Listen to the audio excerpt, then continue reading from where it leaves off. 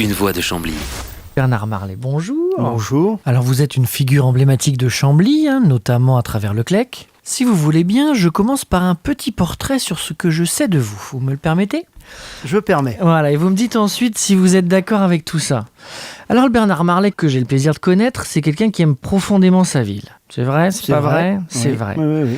Mais c'est surtout un passionné de culture, d'ouverture au monde. Alors vous avez un caractère bien trempé, bouillonnant, vraiment plein d'idées, et parfois bouillant quand ça se passe pas comme vous l'espérez. Absolument.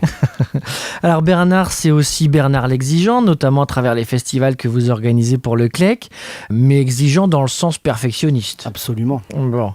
Alors vous êtes à peu près d'accord avec tout ça ? Je suis d'accord. Donc on vous connaît surtout à travers le CLEC. Le CLEC et Bernard Marlet, c'est une belle et grande histoire. Racontez-nous un petit peu quand est-ce que ça commence. Pour moi, ça a commencé il y a très longtemps, c'était en 1966. Donc j'avais une quinzaine d'années, puis j'avais un copain de collège qui me disait « Tiens, le samedi, on va à la danse avec Madame Régnier, c'est drôlement bien, tu devrais venir avec nous. » Alors un jour, j'ai pointé mon nez à la répétition de ce qu'on appelait la danse collective, et j'ai trouvé ça effectivement fort sympathique. Et ça a été mon début donc dans ce qui s'appelait à l'époque et ce qui s'appelle toujours le cercle de loisirs éducatifs de Chambly. Donc en fait, vous en devenez adhérent. J'en deviens adhérent en 1966. D'accord. Et comment ensuite vous en devenez petit à petit et pour finir le directeur ? Eh bien, au bout de 3 ou 4 ou 5 semaines, on arrive un petit peu plus tôt pour enlever les tables et les chaises qui sont au milieu de la salle pour pouvoir faire la répétition de danse. Et puis après, avec les années, on s'occupe du pointage, on s'occupe d'encaisser les cotisations. Et puis un jour, avec quelques jeunes de mon âge, on forme un comité de gestion du CLEC parce qu'on veut organiser un peu les choses différemment. Et puis c'est surtout en train de se développer à l'époque. 66-67, c'est le grand départ du CLEC. Donc on est là et puis voilà, on met un tas de choses en place. Et qu'est-ce qui fait que ces années-là sont le grand départ du CLEC, comme vous l'appelez ?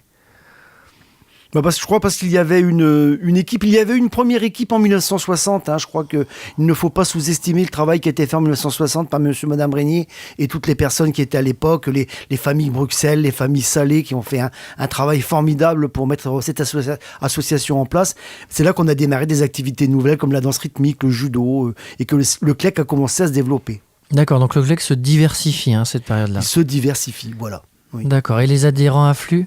Et les adhérents affluent, au fur et à mesure qu'on crée des activités nouvelles, donc j'en ai parlé, la rythmique, le judo, le travail manuel, l'atelier de tissage de perles, il y avait même cette activité à l'époque, les effectifs augmentent, et puis moi je deviens administrateur de l'association, simple administrateur, parce qu'à l'époque on est majeur à 21 ans, et on ne peut pas avoir de fonction importante tant qu'on n'est pas majeur. C'est vrai. Donc, voilà. Alors, la majorité, elle arrive en 72. Et en 72, je deviens vice-président du CLEC. Qui est le président à l'époque ? À l'époque, c'est monsieur Jacques Fichet, qui est un ingénieur, le numéro 2 des ateliers magasins de Moulin-Neuf.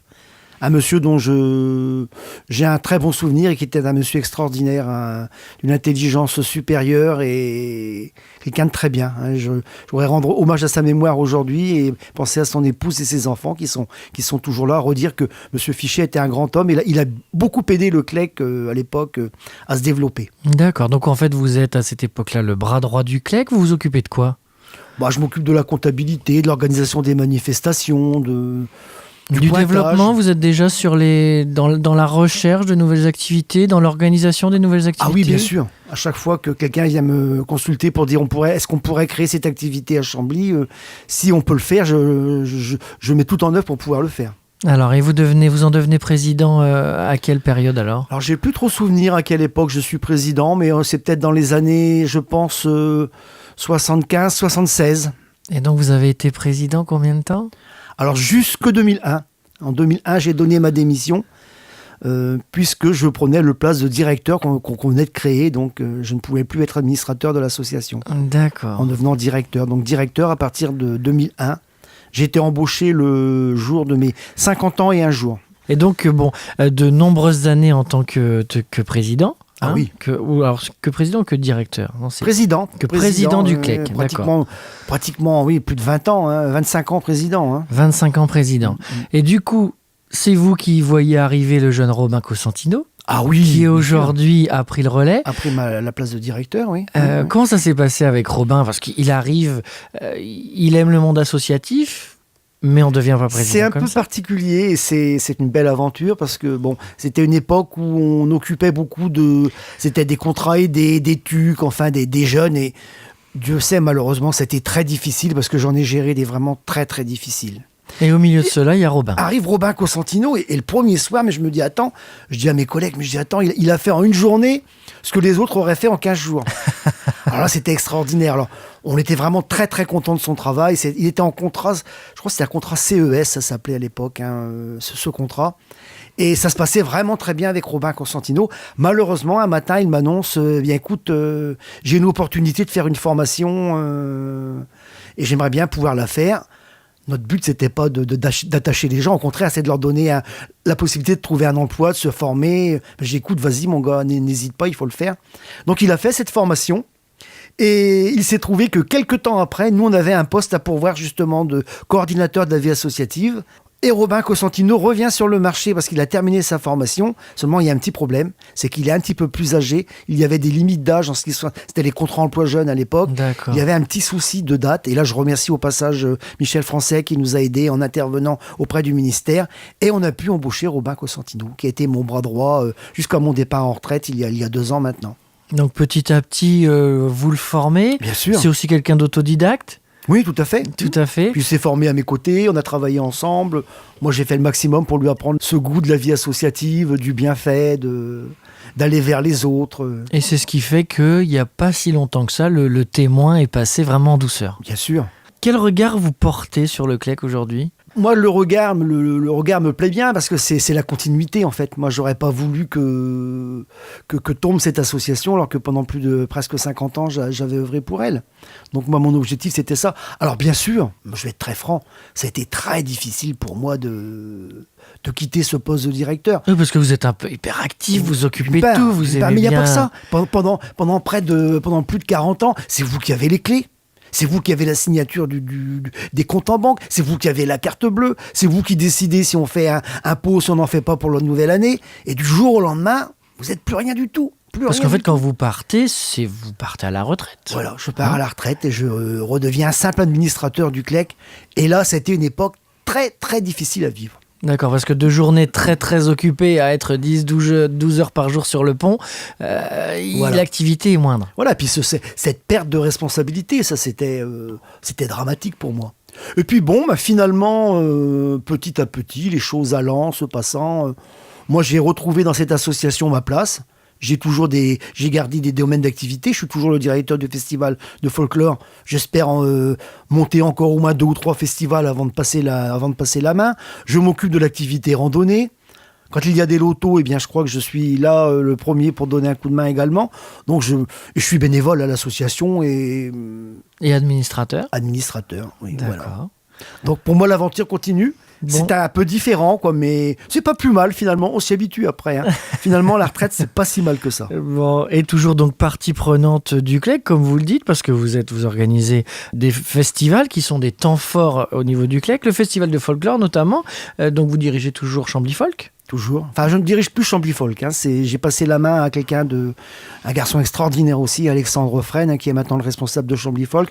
Moi, j'ai gardé la partie animation donc du groupe, la présentation des spectacles, les costumes, toute la création des costumes, et puis les contacts avec les comités des fêtes, les villes qui veulent des spectacles.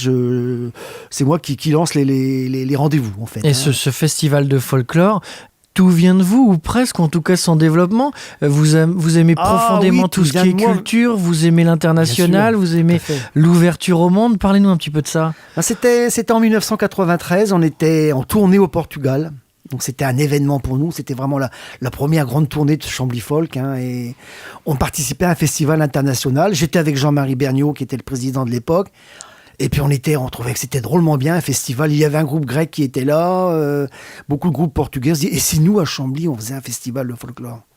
Et si on en faisait un ? Et puis on a fait notre premier festival en 1994, bien sûr qui a été très modeste, mais on avait quand même le Pérou qui était présent et la Grèce, avec un groupe des Pyrénées et un groupe d'Alsace, et on a fait un magnifique festival, c'était un grand succès. J'entends encore Bernard Godet nous faire des remerciements. Et dire le vraiment, maire de l'époque. Oui, qui était le maire de l'époque, hein, et qui nous avait bien aidé à démarrer ce festival, à nous dire vraiment...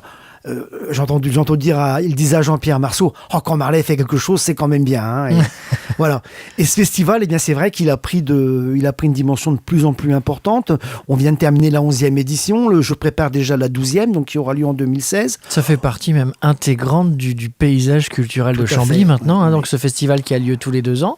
Et plusieurs fiertés, parce que tout d'abord, on est rentré dans le réseau SURF, donc il y a le Conseil international des organisateurs de festivals de folklore, qui est une ONG qui dépend de l'UNICEF. Hein, et le festival de Chambly fait partie des 3 grands festivals du nord de la France, hein, puisqu'il y a Bray-Dunes, il y a Chambly et Reims, hein, donc, qui sont les 3 grands festivals SURF, la plupart se trouvant au centre de la France. D'accord, c'est la reconnaissance d'un label qualité. Et puis la possibilité de mutualiser des groupes. On délocalise des festivals comme ça. Donc là, entre autres, cette année, on a eu un groupe de Cuba qui était délocalisé par le festival de Montoire et un groupe de Hongrie et de Chypre qui était délocalisé par le festival de Ghana dans l'Allier. D'accord. Alors, cette appartenance au surf nous permet aussi, on se réunit 2 fois par an. Donc, dans différents points. Là, à l'automne, on était à Vannes, en Bretagne. Là, le mois prochain, je serai à Roche-la-Molière, à côté de Saint-Étienne, pour l'Assemblée générale de printemps. Et ça nous permet de rencontrer d'autres festivaliers. Et on échange nos difficultés, nos nouveautés, ce qu'on met en place. Et on va chercher des idées aussi et on mutualise nos groupes. Et chaque festival, je suppose, est une aventure humaine absolument extraordinaire. Vos plus belles anecdotes? Il y a beaucoup d'anecdotes, entre autres, c'était il y a 7 ou 8 ans, on attendait un groupe de Géorgie. Et ce groupe de Géorgie qui arrivait en bus, il faut le savoir quand même, hein, qui avait mis presque 5 jours et 5 nuits sur la route pour venir, est arrivé en retard. Il est arrivé 2 jours en retard. On était le samedi matin, on était en pleine effervescence, c'était le départ du festival, et on a un appel téléphonique. Bonjour monsieur, je voudrais le directeur du festival, c'est à l'aéroport de Roissy-Charles de Gaulle. Nous avons le ministre de la Culture des Géorgies qui vient à votre festival, qui vient présenter les excuses de son gouvernement à votre festival. Ah oui, en effet. Alors là, c'était le ciel qui nous tombait sur la tête. Le ministre de la Culture de Géorgie qui arrive, vite, il faut aller le chercher. Alors, et on va chercher cette dame. Alors, entre-temps, j'avais appelé Michel Français en lui disant, Michel, j'ai un gros souci, le ministre de la Culture de Géorgie qui arrive. Michel me dit, ne t'inquiète pas, de toute façon, on va assurer, s'il le faut, je la prendrai chez moi, je vais l'héberger à la maison. Et quand cette dame est arrivée, qu'on l'a reçue, elle était très très gentille, très simple. Elle nous a dit, ah mais non, il n'en est pas question, les danseurs sont à l'hôtel Formule 1, je vais à l'hôtel Formule 1 avec eux. Et on a reçu pendant 1 semaine cette dame, et ça a été vraiment un moment extraordinaire, hein. Pour vous, sur le plan humain, et pour vos danseurs, à la fois recevoir et vous déplacer, qu'est-ce qui vous fait courir? Ce qui nous fait courir, c'est le slogan, je crois qu'on avait trouvé avec Michel Français, c'était vivre nos différences, mais pas l'indifférence. Je crois que c'est merveilleux de découvrir les cultures des autres. On a eu nos cousins du bout du monde, là, les gens de l'île de Pin qui étaient venus, un groupe de l'île de Pin, la Nouvelle-Calédonie, mais c'était extraordinaire. J'ai rarement vu des gens aussi gentils, aussi formidables. Et très bons danseurs. On a eu des Boliviens qui avaient fait un spectacle au restaurant chez Lily World. Quand ils sont partis, tout le monde pleurait, on s'embrassait, c'était extraordinaire. Bon, les départs, c'est ça aussi, hein, quand les groupes s'en vont, c'est toujours...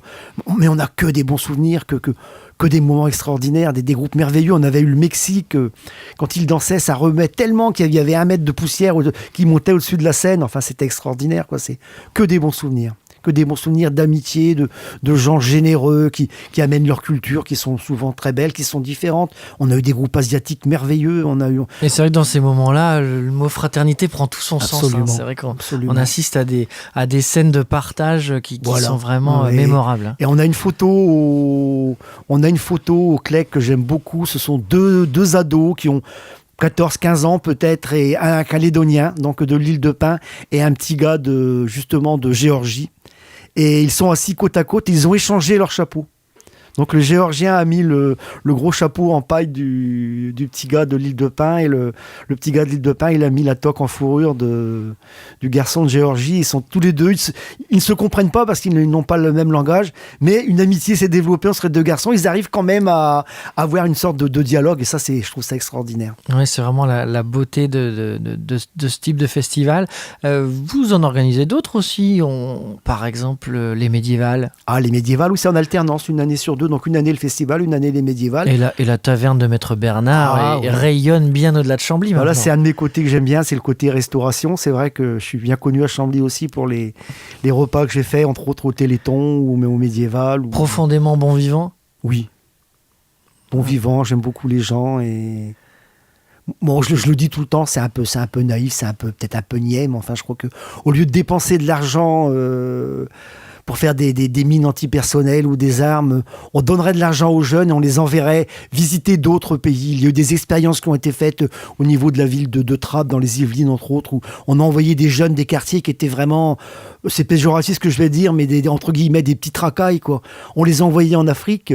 Je le dis avec beaucoup d'émotion parce que ils ont découvert autre chose, mais ils se sont dit mais qu'est-ce qu'on peut être con, nous on est cons, on est tout le temps en train de se plaindre. Là-bas ils font 7 km à pied pour aller au lycée tous les jours et nous on monte dans le bus et puis encore des fois dans le bus on jette nos papiers par terre et tout. Et eux, là-bas, ils font 7 km à pied.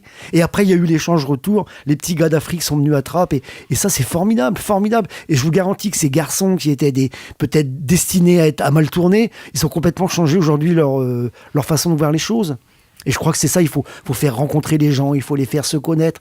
Moi, je suis un fervent défenseur de la Roumanie parce que on a trop tendance, entre autres, parce que on est jumelé qu'une association roumaine, on a trop tendance à penser que les Roumains sont des voleurs de poules. Moi, je me bats depuis des années pour dire non, c'est pas vrai. Les Roumains ne sont pas ces gens-là. Ce sont des gens extraordinaires. Moi, je vais en Roumanie régulièrement, pratiquement tous les ans.